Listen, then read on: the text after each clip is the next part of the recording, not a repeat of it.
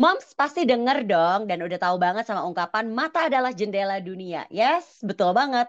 Mata ini adalah salah satu organ indera yang kita andalkan dalam keseharian kita. Ya, selain punya fungsi utama untuk melihat, tentunya mata juga membantu kita untuk bisa mengeksplorasi dan belajar hal yang ada di sekeliling kita. Sama halnya seperti orang dewasa, kesehatan mata anak juga patut nih kita perhatikan. Karena kan kalau mata anak terganggu nih ya moms ya dan atau mungkin mengalami penyakit mata tertentu nih, udah pasti nanti aktivitas si kecil akan terganggu.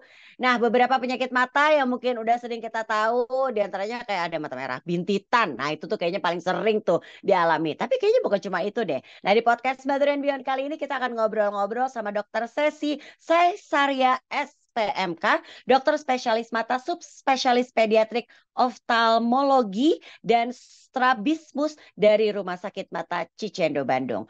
Kita akan tahu nih macam-macam penyakit mata yang sering dialami oleh si kecil.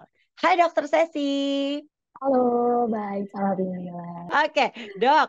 Ini kita langsung aja ya ingin tahu nih ya. Secara umum sebenarnya Hmm. tanda-tanda apa sih yang ditunjukkan saat anak tuh mengalami sakit mata? Kan kayaknya kalau yang umum tuh kita taunya dia tuh kayak sering ngedip-ngedipin mata atau kayak nggak bisa ngelihat. Kalau ngelihat jauh tuh matanya apa nyureng-nyureng gitu. Emang bener Hmm. gitu ya, Dok ya? Ya, ya betul sekali. Halo, dear moms and dads. Jadi, kalau misalnya anak memiliki gangguan pada penglihatan mata, betul Mbak Indi. Dia biasanya Mm-mm. sering eh, memicingkan mata namanya ya. Sering Ah-ah. dipicingkan, kemudian sering dikucek. Kadang juga anak tuh suka memiringkan kepala. Kalau dari Ya. tanda-tandanya bisa terlihat mata sering merah misalnya, atau ada bengkak atau benjolan sekeliling mata. Bisa juga yang lebih serius nih, misalnya matanya bergoyang-goyang, tidak mau Mhm. fokus, kemudian Mhm. matanya tidak sejajar atau juling, atau Mhm. ada juga bintik putih pada mata. Nah, Mhm. pada anak yang lebih besar, biasanya dia bisa mengeluh, matanya buram nih, nggak kelihatan lihat papan tulis misalnya. Atau bisa juga ngeluhnya nyeri di sekitar mata atau bahkan pusing. Atau kita juga Mhm. bisa lihat dari kebiasaan-kebiasaan anak tersebut nih. Misalnya kalau Mhm. nonton TV, dia maunya mendekat ke arah Iya, TV-nya. iya, iya, betul, betul, betul, betul. Betul. Atau kalau nulis itu kadang suka salah. Jadi kadang dia Hmm. tidak bisa atau kurang bisa mengikuti pelajaran sekolahnya. Jangan-jangan dari mata masalahnya. Oh gitu dok. Nah banyak kan tuh Mm-mm. bisa dibilang berarti ya kalau kita tahu tuh penyakit mata kan mungkin awal-awal kita tahu cuma bintitan gitu kan ya. Nah kita bahas yuk dok macam-macam penyakit mata yang sering dialami oleh anak. Pertama mungkin kita bahas soal mata merah. Apakah emang yang sering terjadi tuh kan dok sebenarnya mata merah? Nah itu kenapa dok? Apa penyebabnya dok? Oke, ya, mata merah memang penyebabnya beragam. Tapi pada anak, ya, penyebab paling sering adalah alergi dan infeksi. Hmm, Jadi kalau oke. alergi itu dia biasanya mata merahnya itu hilang timbul. Jadi kadang merah, Hmm, kadang enggak. Biasanya malam hari dan satu lagi disertai dengan gejala yang spesifik yaitu gatal. Jadi selain merah dia gatal. Tapi hmm, kalau dia infeksi, biasanya mata merahnya terjadi terus-menerus sepanjang hari dan hmm, biasanya juga bisa disertai dengan adanya kotoran mata. hmm. Oke, oke. Jadi istilah mungkin kita sering lihat tuh kan kayak istilah tuh kalau mungkin bahasa awalnya belekan gitu ya dok ya. Itu juga Iya salah satu berarti salah satu betul. tanda ya dok ya. Oke, Hmm. bintitan. Aku ingat banget dulu juga waktu kecil aku suka bintitan tuh dok. Penyebab bintitan tuh apa sih dok? Mungkin bahasa medisnya tuh adalah hordeolum salacion gitu ya Alajon, dok. betul, betul. Jadi bintitan itu bahasa medisnya adalah kalau nggak hordeolum calazion. Bedanya apa nanti Mm, kita mm, bahas. mm, Ya, jadi mm, mm, mm, bentilan mm, itu adalah peradangan. Kalau yang disebut dengan hordeolum itu adalah peradangan mm, akut pada kelenjar minyak kelopak mata. Jadi mm, mm, kelopak mata ini karena dia kulit, dia punya kelenjar minyak juga nih. Itu yang nanti mm, mm, fungsinya untuk menstabilkan air mata. mm, Penyebab hordeolum ini biasanya berkaitan juga sama tadi infeksi atau alergi. mm, Infeksi bagaimana? Misalnya dari tangan yang kotor, ya sering mm, kecek-kecek mm, mata, mm, ada bakteri di situ. Atau bisa mm. juga kontak Ya, ya, dengan ya. debu ke kelopak mata. Bisa juga karena zat yang menyebabkan kelenjar minyak. Misalnya anak-anak habis pakai make up tuh, kemudian Oh suka iya. tidak dibersihkan dengan baik. Nah, itu juga bisa. Mm-mm. Atau karena alergi terhadap zat tertentu, misalnya protein tinggi yang menyebabkan produksi kelenjar minyaknya berlebihan. Jadi mirip dengan jerawat seperti Hmm. mirip dengan jerawat gitu si Mm, Hordeum mm, mm, ini. mm. Nah, apabila Oke. peradangannya bersifat kronis lama nggak sembuh-sembuh, itu nanti akan Mm, mm. beralih menjadi kalazion. Ah Gitu. gitu. Oke, oke, oke. Jadi emang tahapannya hordeolum dulu baru kalazion ya dok ya. Nah ini Iya tuh betul. kalau mungkin bahasa awamnya bintitan dulu deh ya dok ya. Ini tuh memang Hmm. harus dioperasi atau memang dia bisa sembuh sendiri sih dok? Kayak pada beberapa kasus memang bisa sembuh sendiri gitu, tapi Hmm, tentunya hmm, harus ada yang dilakukan. Jadi tadi kan karena ada sumbatan di kelenjar air hmm. matanya, kelenjar minyak air matanya, kalau misalnya awal-awal dia bintitan tuh biasanya kita harus kompres dulu dengan air hangat. Nah, ada beberapa yang kalau ringan sekali dia bisa sembuh dengan Oke. sendirinya. Gitu. Tapi kalau misalnya tidak, memang harus segera ke dokter untuk diberikan pengobatan. Kalau Hmm, misalnya dia dalam waktu lama tidak sembuh-sembuh, misalnya lebih dari 1 bulan nih dia nggak sembuh-sembuh, hmm, nah itu merupakan indikasi untuk melakukan operasi. Kenapa? Karena biasanya si hmm. saluran kelenjar air matanya itu dalamnya ada nanah. Nanahnya itu nggak bisa Ah iya keluar iya. kalau sudah lama. Nah itulah Oke. yang menyebabkan dia harus dilakukan tindakan gitu istilahnya. Oke.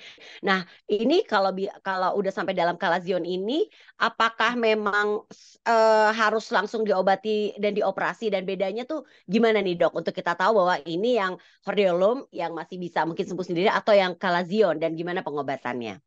Oke, jadi kalau Fabiolum karena dia akut, biasanya ada tandanya yaitu merah, ada kemerahan, bengkak dan nyeri Oke, gitu. Kalau oke. misalnya masih seperti itu, terapi terbaiknya adalah pengobatan. Tapi Mhm. kalau kalazion, karena dia bersifat kronis biasanya dan dia juga melibatkan kelenjar yang lebih dalam, kelenjar meibum. Jadi biasanya di kelopak mata dalam gitu paling banyak di kalazion ini. Ini Mhm. dia kronik. Jadi tadi ada kelenjar tersumbat, kemudian dalamnya ada nanah dan nanahnya biasanya membatu. Jadi susah untuk keluar sendiri. Nah, kalau Hmm. kalazion itu kalau udah berbulan-bulan apalagi diobati Hmm. biasanya lama sembuhnya, Mhm. bisa Dan mesti operasi tuh ya dok berbulan-bulan. ya? Kalau mau sembuh cepat, ya dioperasi. Nanahnya dikeluarkan gitu. Oke. Dan pada anak, karena dia kan masih belum kooperatif ya, untuk tindakannya sendiri biasanya harus dilakukan pembiusan. Jadi beda dengan Hmm. orang Hmm, hmm. dewasa. Gitu. Oke, oke, oke, Mhm. paham dok. Nah kalau misalnya kita Mhm. biarin aja tuh, udah sampai kalazion nih, kita biarin aja gitu, Ya, nggak mau operasi juga. Nah itu apa yang akan terjadi dok? ya. Jadi dilihat dulu kalau misalnya dia dibiarkan saja, tentunya karena ada benjolan pasti mengganjal, tidak nyaman bagi anaknya. Betul, betul, betul, Gitu. betul. Tidak nyaman. Satu, yang kedua dia juga kalau misalnya dibiarkan bisa sembuh sendiri, tapi kadang sembuhnya ini dia menimbulkan jaringan yang tidak bagus nih. Nah, jaringan yang tidak baik ini akan Hmm, mengganjal dan bisa menggesek ke bagian kornea matanya misalnya, jadi infeksi hmm. nanti. Oke, Gitu. oke, oke. Nah, penyakit mata yang juga sering dialami anak-anak dan orang dewasa juga ya, apalagi di era digital sekarang ini adalah rabun jauh atau istilahnya miopia, ya dok ya. Ini gimana bisa Ya, terjadi sih dan betul. apakah ini bisa dibilang turunan? Katanya kalau orang tuanya matanya ini kan rabun jauh berarti ya minus kacamatanya berarti ya dok ya. Nah, ini otomatis katanya anaknya juga akan gitu. Apakah benar dok? Ya, betul. Jadi miopia itu merupakan kelainan refraksi. Ya, Hmm. cirinya adalah buram saat melihat jauh.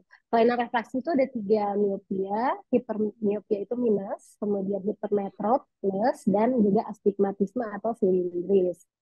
Penyebabnya ada 2. Yang pertama memang yang paling memegang peranan adalah faktor genetik atau ayah dan ibunya. Oh, oke. Kemudian yang kedua faktor lingkungan. Jadi Hmm. 50% tuh faktor itu. Faktor Mhm. lingkungan itu apa? Di antaranya adalah terlalu lama melihat dekat. Ya, tentunya di era digital ini Ya, ya, pasti ya, ya. anak terpapar dengan Mhm, mhm, gawai smartphone lah, kemudian komputer atau mhm, tablet misalnya yang mhm. menyebabkan anak itu melihat lama dalam jarak dekat 30 sampai 60 cm dalam waktu yang cukup lama. Nah, ini merupakan faktor risiko terjadinya miopia. gitu. Oke, oke. Tadi dokter sudah menyinggung soal mata silinder atau astigmatisme gitu ya, Dok ya. Nah, Iya, ini tuh betul. kan mungkin kalau yang tadi mata minus gitu ya, miopia itu udah banyak Mhm, banget. mhm, Tapi ada juga mhm. udah miopia, udah minus, silinder juga. Nah, biasanya anak-anak tuh mungkin gak sih silinder karena kan biasanya paling sering saya dengar tuh adalah orang dewasa nih yang silinder. Mhm. Ya, justru pembentukan silindris itu di usia 3 tahun ke bawah biasanya. Ah, Faktor oke, oke, oke. utamanya adalah ya lagi-lagi faktor genetik. Genetik, iya, iya, iya, iya. Hmm. Atau ada faktor mekanik, anak tuh biasanya suka gosok matanya ya. Nah, ini juga Ah, bisa menyebabkan kontur kornea itu berubah. Nah, itu juga bisa oh, menyebabkan astigmatisme. Jadi oke. selain faktor genetik, faktor lingkungan, tadi faktor mekanik juga tuh. Atau Mm-mm, misalnya kena mm-mm, trauma, kornea matanya kegores sesuatu luka, mm-mm, kemudian dia mm-mm. menembus sendiri, itu juga bisa menyebabkan silindris. Gitu. Oke. Sedikit bahas mata plus ya dok. Kalau plus itu kan biasanya orang Oh, yang udah cenderung matang ya dok ya usianya ya. Yang biasanya tuh matanya tuh plus gitu kan kayak otomatis gitu kan ya. Tapi saya juga pernah beberapa kali mendengar anak kecil gitu ya usianya masih ya anak kecil lah ya. eh, Matanya tuh udah plus. Kenapa itu bisa oke. terjadi ya dok? Dan apakah ini juga bisa dibilang gangguan mata dok? Ya, betul. Jadi plus pada anak dan plus pada dewasa yang di atas 40 tahun itu berbeda. Kalau plus di dewasa lebih dari 40 tahun itu untuk melihat dekatnya yang sudah tidak Mm-mm, jelas karena akomodasinya berkurang. Tapi kalau anak plusnya itu biasanya betul dia gangguan refraksi untuk melihat jauh mm-mm, gitu. Jadi mm, gini, kita sedikit cerita tentang perkembangan mata nih Mbak Yudi ya. mm, mm, Jadi mm, mata anak itu dilahirkan sangat kecil. Dia biasanya memang punya status refraksi plus sampai usia 7 tahun. Nah, di 7 tahun dia mulai menyerupai orang dewasa, ukuran kacamatanya nol normalnya. Kemudian mm, 7 tahun ke atas dia baru tumbuh ke arah miopia gitu. Jadi mm, makanya nih em, miopia itu banyak terjadi di anak-anak SD. Nah, kalau Iya, misalnya kita periksa ada ukuran plus di anak yang masih kecil dan plusnya kecil itu biasanya masih wajar karena oke. alamiah perkembangannya. Tapi ada plus-plus yang ukurannya cukup besar, misalnya di atas plus 5, kemudian dia menyebabkan giling pada anak. Nah, ini yang harus Hmm, kita lakukan koreksi. Gitu. Jadi intinya oke, hipermetrop pada anak ini untuk melihat jauh, bukan untuk melihat oke, dekat. oke. Dokter sih ini menarik sekali deh. Tadi dokter sudah menyinggung. eh Ternyata dari anak yang memiliki mata plus itu bisa menyebabkan mata jadi mata juling ya dok ya. Karena Betul, tadi ya kalau betul. plusnya udah kebanyakan gitu ya. Nah ini juga salah Betul. satu penyakit mata kan ya dok ya mata juling. Kenapa sih dok? Tadi kan Ya, salah satunya adalah matanya plus. Tapi penyebab iya lain dari betul. mata juling itu apa dok? Iya betul. Jadi untuk mata juli atau kita sebutnya strabismus itu adalah ketidaksejajaran bola mata ya. Jadi satu Mm-mm, mata mm-mm, lurus, satu mata ini belok atau berdeviasi bisa ke dalam, keluar, atau ke mm, atas ke bawah. Penyebabnya bisa bawaan, bisa juga didapat gitu. mm, Pada anak paling sering adalah gangguan otot penggerak bola mata. Biasanya ada otot yang lebih kuat. Atau yang kedua adalah yaitu ada dia punya kelainan refraksi yang tidak terkoreksi. Bisa mm, miopia minus tinggi, bisa hipermetrop tinggi, bisa juga astigmat tinggi gitu. mm. Jadi dia Oke. matanya punya bakat kelainan refraksi tapi tidak dikoreksi dengan mata. Itu Mm. biasanya bisa terjadi pada salah satu atau kedua matanya. Jadi satu mata melihat, satu mata enggak, Ya, makanya bisa juga ada penyebab lainnya, misalnya gangguan pada otak, tumor, atau karena ada penyakit tertentu. Itu juga mm, bisa mm. menyebabkan mata jeli. Gitu. Oke. Nah, untuk mata juling tuh pengobatannya harus dioperasi, Dok. Atau ada kan kita juga sebenarnya sering sering melihat ya, Dok ya. Sampai dewasa Mhm. ya kondisi matanya tuh masih mengalami yang namanya strabismus tadi, Dok, dan tidak dioperasi. Oke. Emang efeknya kalau nggak dioperasi apa ya, Dok? Jadi pengen tahu juga gitu, Dok.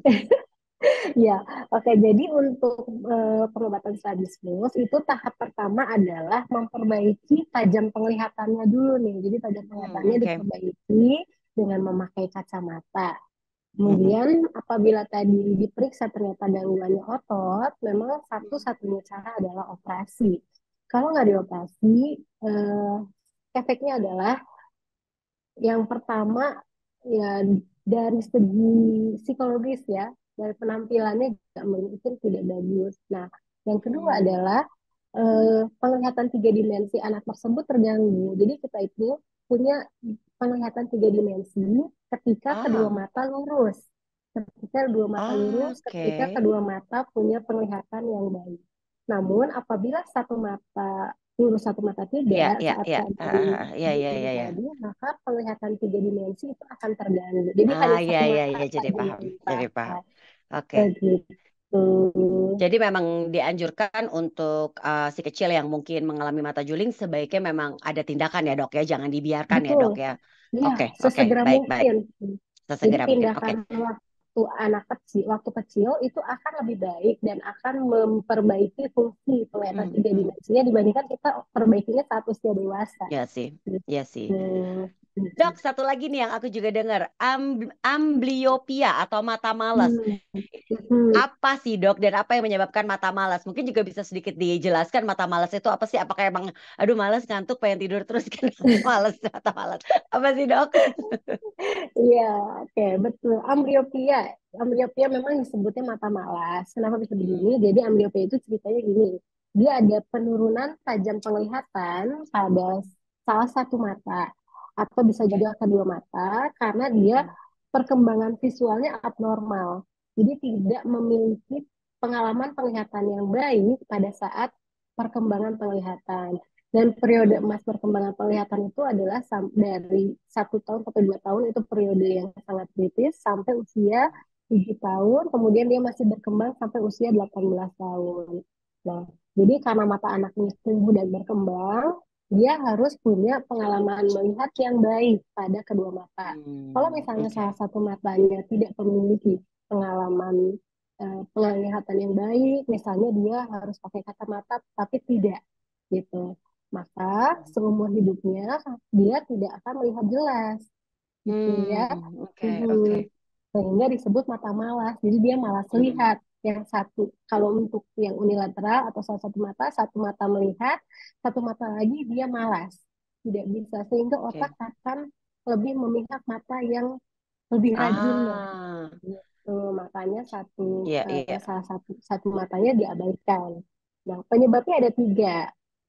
Yang pertama adalah kelainan refraksi yang tidak terkoreksi dengan kacamata.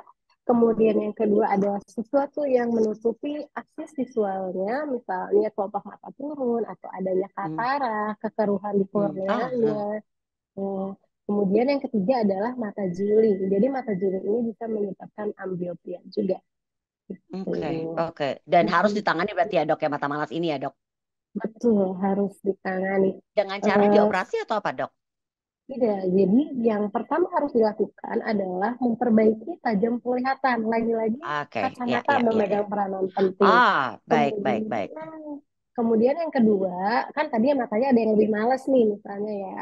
Kita Hmm. harus latih mata yang lebih malas itu untuk bekerja lebih giat. Ada teknik-teknik Oke, tertentu gitu. ya, ya, ya. Suka ada lihat mungkin mata pakai kacamata terus matanya ditutup sebelah. Ya, Nah, ya, ya, ya, ya. itu Oke, merupakan oke. salah satu Cara ya. penanganan Mm-mm. dari Oke, amblyopia ini oke. gitu. Dokter tadi sedikit menyinggung soal katarak. Jadi ingin tahu nih dok kan kalau katarak ini lagi-lagi biasanya kita sering dengar dialami oleh orang yang mungkin sudah cukup ya umurnya sudah matang banget ya dok ya gitu. Nah Mhm. ini tapi kita juga pernah mendengar beberapa kasus di mana anak kecil mengalami katarak. Mungkin boleh sedikit dijelaskan gitu dok. Ini kan juga berarti kan salah satu penyakit mata ya dok ya. Kenapa bisa Betul. terjadi dok? Anak masih kecil udah katarak gitu loh dok. Apakah ini memang Ya, faktor bawaan atau apa dok? betul. Jadi kalau pada anak beda lagi berbeda dengan dewasa untuk Ya. penyebabnya. Yang pertama adalah faktor genetik, ya, Hmm. bisa karena orang tuanya. Yang kedua adalah ada mutasi dari DNA atau mutasi dari Mm-mm. kromosom itu bisa. Atau Mm-mm. ada sindroma tertentu. Jadi yang paling sering adalah eh, ibunya terkena rubella. Kemudian saat Oke. hamil ya ibunya terkena rubella saat hamil. Nah, saat anak tadi dilahirkan itu Hmm. katarak itu merupakan salah satu gejala dari sindrom rubella ini. Oke. Jadi berbeda Dok, dengan pastinya dewasa. beda ya dok ya.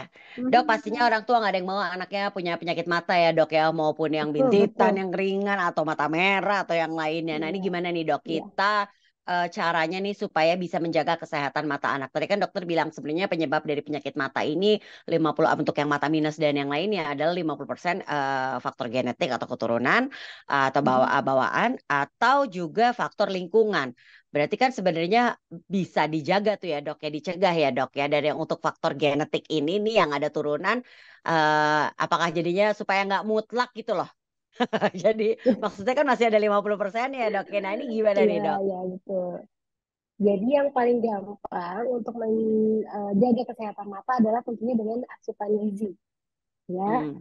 asupan gizi seimbang, Hmm, hmm, hmm. mengandung karbohidrat, kemudian protein, lemak yang seimbang, dan jangan lupa konsumsi untuk sayur dan buah-buahan. Tidak Hmm. lupa, jangan selalu wortel, nggak usah selalu wortel.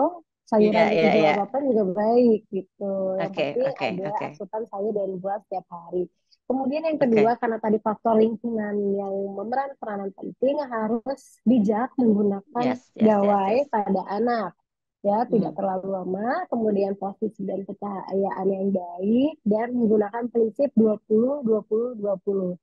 Apa Oke itu? Jadi oke. setiap 20 menit melihat layar monitor apapun, istirahat dulu minimal 20 detik untuk melihat jauh, minimal 20 kaki atau sekitar 6 meter lebih. Hmm. Tuh. Hmm. Nah, kemudian apabila anak memang sudah dianjurkan berkacamata, Hmm. sebagai orang tua itu harus memotivasi anaknya untuk memakai terus kacamatanya Hmm. kecuali mandi Hmm. dan tidur. Jadi jangan kasihan ya anak kecil berkacamata gitu. Ya Tapi betul betul kasihan kalau betul. dia tidak Yes jelas mengalami melihatnya. ya ya ya. Betul, malah nanti akan mengganggu pelajarannya misalnya jadi ketinggalan. Dan satu lagi Oke. adalah memeriksa kesehatan anak secara rutin karena anak tersebut masih tumbuh dan berkembang tadi.